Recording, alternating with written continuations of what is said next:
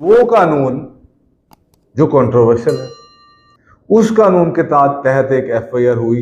वो साइफर जिसको सबने माना, वो साइफर जिसकी कापियां हर जगह पे मौजूद थी, वो साइफर जिसको काबीना की मंजूरी के बाद डिकोड किया गया, वो साइफर जिसको आपने उनको जवाब भी दिया, जिसको सिक्योरिटी काउंसिल की मीटिंग्स के अंदर आपने कंडेम भी किया, उस साइफर को लीक करने पे अब ऑफिशियल सीक्रेट एक्ट की कार्रवाई तकरीबन 1.5 साल के बाद शुरू कर दी गई।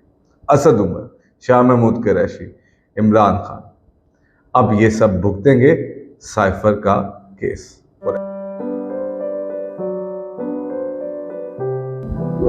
अस्सलाम वालेकुम, मैं हूं यासिर मलिक एडवोकेट और आप देख रहे हैं स्क्रिप्ट रूम केज। आजकल हर 2 शख्स आपस में बिजली के बिलों का रोते नजर आते हैं।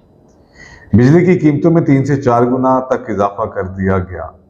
इससे कोई फर्क नहीं पड़ता कि आपके इस मुल्क के अंदर 25 या 30 हजार रुपए सैलरी है, 40 हजार रुपए सैलरी है, लेकिन आपका बिल अब 30 हजार से ऊपर ही आएगा।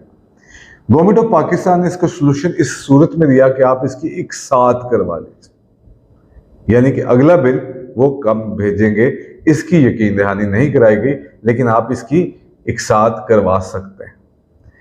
दूसरी बात, पेट्रोल की प्राइस को देखिए। तो अभी जब हम ये वीडियो बना रहे हैं, जब हम इसको शूट कर रहे हैं, तो आज पेट्रोल की कीमत में 1 होश रुपया इजाफा कर दिया गया। पेट्रोल 300 रुपये से ऊपर चला गया। डॉलर तो हमसे पहले ही संभाला नहीं जा रहा और हम उसकी क्या बात करें। इसके साथ साथ स्टॉक मार्केट बुरी तरह से क्रैश कर चुकी है और मुल्क में निगरान गवर्नमेंट है जिसने इलेक्शन करवाने थे। पॉलिटिकल इंस्टेबिलिटी, ताकतवरों का राज, हर तरफ माफियाज और पिसती हुई अवाम। अब इसका क्या करना? अगर तो पाकिस्तान को किसी तरफ, किसी नहज, किसी साइड, किसी मुकाम, किसी मंजिल की तरफ लेके जाना है, तो हमें कम से कम आज एक प्लानिंग तो करनी पड़ेगी। मुल्क गिर एहतजाज चले, उन एहतजाज पर मेन स्ट्रीम मीडिया पे दिखाने पे पाबंदी आयद कर दी गई। एक तहरीक उठने को है। आज भी ताकतवर बैठे यही सोचते हैं कि इस मुल्क में जो पहले तहरीकें उठी, जब वो कुचली गई तो ये भी कुचली जाएगी। हो सकता है उनका ये ख्याल ठीक हो, लेकिन इसके बरक्स भी कुछ बातें हो सकती हैं कि आज ये हवा का वो पहला झोंका हो जिसके बाद सारा का सारा माहौल ही बदल जाए, या फिर ये पहले की तरह एक बासी हवा हो जो कुछ देर के बाद खुद ही गर्द उठाकर गर्द बैठ जाएगी। अब ये वक्त फैसला करेगा, लेकिन अब लोग खुदकुशियों पे मजबूर हैं। अब लोगों के पास के मामलात उनकी रेंज से बाहर चले जा रहे हैं। अब हर तरफ अंधेरा ही अंधेरा नजर आ रहा है। दूसरे मुल्कों की एम्बेसीज की तरफ जाएं तो एक लाइन लगी है। इससे फर्क नहीं पड़ता कि आपके पास इस मुल्क के अंदर भी पैसे हैं या नहीं हैं, लेकिन आप हर कोई शख्स इस मुल्क को छोड़ के जाना चाहता है। और हमारा निगरान वजीर आजम काकड़ साहब, वो कहते हैं ये तो अच्छी बात है कि लोग मुल्क छोड़ के जा रहे हैं, तो उनकी सोच के ऊपर भी सलाम।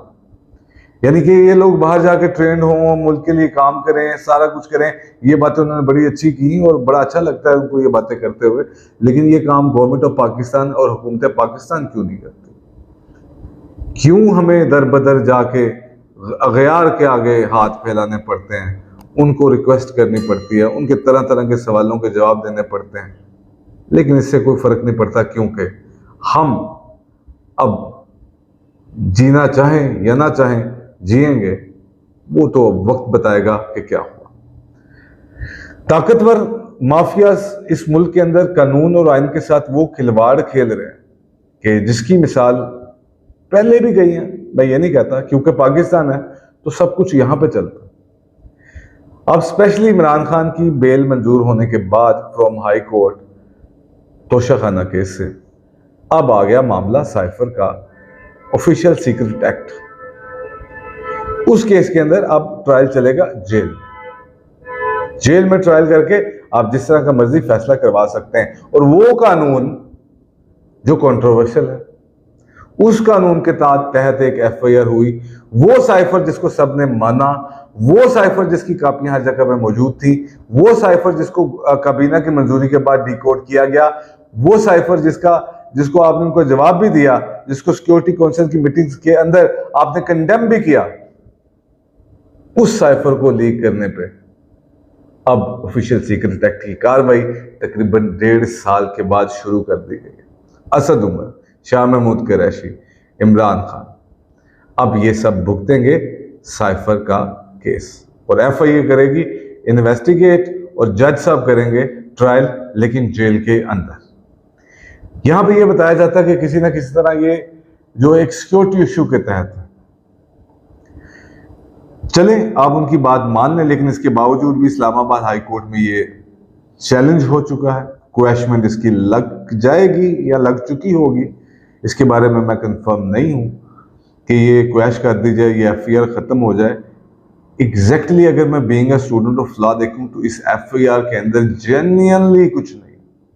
अगर आप छोटी सी भी बात कहें कि जेन्युइनली कुछ हो, फर्ज करें इमरान खान साहब को इसके अंदर बेल मिल जाए, ये FIR क्वैश हो जाए, तो नई FIRs काटना इन लोगों के लिए कितना मुश्किल है, ये हम सब ने देख लिया।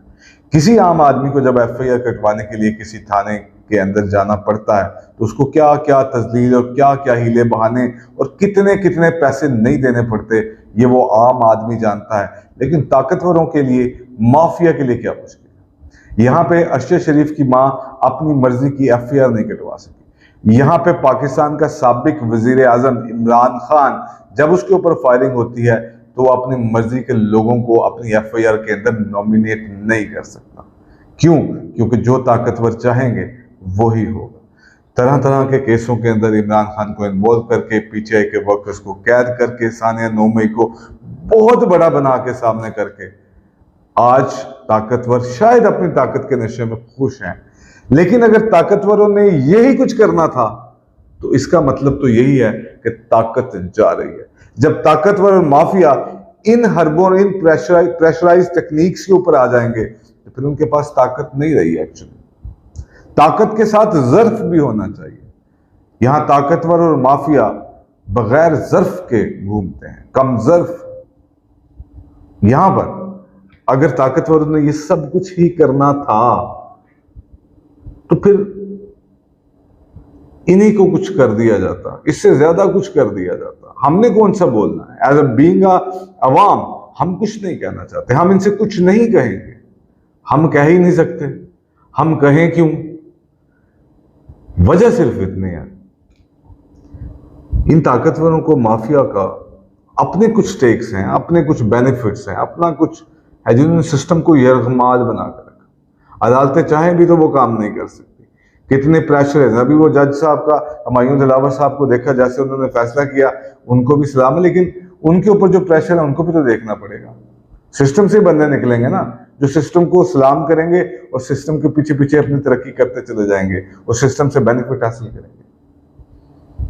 इसी तरह सब कुछ है, इसी तरह माफियाज बनते हैं, इस तरह बिल्डअप होते हैं। यहाँ पे क्या हमने आवाम को बीइंग मेरे समेत ये सिखाया कि यहाँ पे माइट और राइट का कानून चलता है, यानी जिसके पास लाठी है भैंस उसी की है, उसको मारेगा, हांकेगा, जिधर चाहेगा ले जाएगा। लेकिन इतनी छोटी छोटी हरकतों और इतनी चीप बातों में जब उतरा जाए, जब आपका जो एहतजाज करने का रास्ता अभी ताकतवर रोक ले, ये दिखाओ ही ना। जब आप अपने हकूक की बात करो तो आपको पाबंदी सलासिल कर दिया जाए, ठीक है, ताकतवर करते आए। ताकतवर के पास ज़र्फ का कोई काम नहीं होता, ताकतवर बेज़र्फ होता है, ताकतवर को अपनी ताकत से मतलब होता है। उसके साथ माफियाज के ज़र्फ की क्या बात करनी, वो तो अपने मुफाद की शदाई, जिसके पास है उसको क्या लगे। लेकिन ये जो सब कुछ आज हो रहा है, इससे हमारे मुल्क की तरक्की डाउनवर्ड की तरफ जाती है। हम बुरी तरह से गिर रहे हुए हैं और ज्यादा गिर जाएंगे। लेकिन कब तक ये सिलसिला चलेगा? ताकतवरों से अपील कर सकते हैं, ताकतवरों से रिक्वेस्ट कर सकते हैं, अल्टीमेटली हम सब मिलके पाकिस्तान है। ये कैसे मुमकिन है कि चंद हजार लोगों को तो बेनिफिट्स, चंद हजार लोगों को तो सब कुछ मिले, लेकिन बाकी करोड़ों अवाम को आप तबाही के दहाने पर खड़ा कर दें, खुदकशियों पर मजबूर कर दें और ड्राइंग रूमों में बैठ के चंद फैसले कर दें। अगर आप समझते हैं कि आप सब कुछ ये करके आप इस मुल्क को तरक्की की राह पे गामजद करेंगे, तो ये आपकी भी गलत फहमी है। आप जब तक पॉलिटिकली स्टेबल माशरा प्रोड्यूस नहीं करते, वो पॉलिटिकल जो स्टेबिलिटी है वो किसी पॉलिटिकल लीडरशिप को इवॉल्व नहीं करती। जब कोई पॉलिटिकल लीडरशिप इवॉल्व नहीं होगी तो फिर वो एक लॉन्ग टर्म प्लान कैसे बनाएगी, इदारों को सीधा कैसे करेगी? कब तक पाक फौज की गाड़ियां आकर, हेलीकॉप्टर्स आकर कब तक सैलाब से लोगों को निकालेंगे? कब तक जरा सी कोई इमरजेंसी पड़े तो आपको पाक फौज के दस्ते बुलवाने पड़ेंगे? कब तक हम सिविल इदारों के बगैर जीते जाएंगे? कब तक पुलिस, पटवारी और हर गवर्नमेंट इदारे में बगैर पैसों के कोई काम नहीं होता है? मेरे अगर यही सब कुछ करना है तो ताकतवरों को, माफियाज को, उनका पाकिस्तान मुबारक, क्योंकि पाकिस्तान में एक तबकाती तकसीम है। ये उनका पाकिस्तान है, ये उसका पाकिस्तान है, ये किसका पाकिस्तान है, और बचा कुचा सिर्फ हमारा पाकिस्तान, जिसके ऊपर बिजली की कोई भी बिल इंपोज कर लो, जिसके ऊपर जितनी मर्जी महंगाई कर लो, जिसके ऊपर जो मर्जी कर लो, चीखेंगे, चिल्लाएंगे, मर जाएंगे, लेकिन आवाज नहीं उठाएंगे। और मीडिया को तो कंट्रोल कर लो, फिर कहो यार ये जो कोई एहतजाज करता है इसको ना दिखाओ, अगर कोई मर जाता है तो इसको ना दिखाओ। यही ताकतवर करते आए हैं, यही ताकतवरों ने करना है। और माफियाज का क्या काम है? माफियाज का काम भी इसको ही इस्टेब्लिश करना। तो जो था पाकिस्तान का मतलब क्या, ला इलाहा इल्लल्लाह, तो पाकिस्तान की डेफिनेशन तो थी ला इलाहा इल्लल्लाह। और आज पाकिस्तान की डेफिनेशन के अंदर अगर आपको ला इलाहा इल्लल्लाह कहीं नजर आता है तो ये आप जाने, अगर आपको नजर आता है, मुझे तो नजर नहीं आता। आज हम बगैर डेफिनेशन के हैं। हमारी डेफिनेशन वो है, पाकिस्तान की डेफिनेशन वो है जो ताकतवरों ने की, पाकिस्तान की डेफिनेशन वो है जो माफियाज ने। साइफर केस हो, बलोचिस्तान वकील के मर्डर का केस हो, वो जज जेबा के जो कंटेम्प्ट का केस हो, और इस तरह की 200 से ज्यादा एफआईआर हों, हजारों कारकुन अंदर गिरफ्तार हों, खवातीन समेत, और उसी असना मंजूर पश्तीन इस्लामाबाद की सड़कों पे जर्नैलों की वर्दी उतारने की बातें करें और बाहर रहे। हर जगह पे नफरतें फैलती जाएं, लेकिन माफिया और ताकतवर आप भी अगर ये समझते हैं कि वो ये सब कुछ कंट्रोल कर लेंगे तो ये उनकी भी खामख्याली है। अल्लाह हमारे मुल्क का हामी और नासिर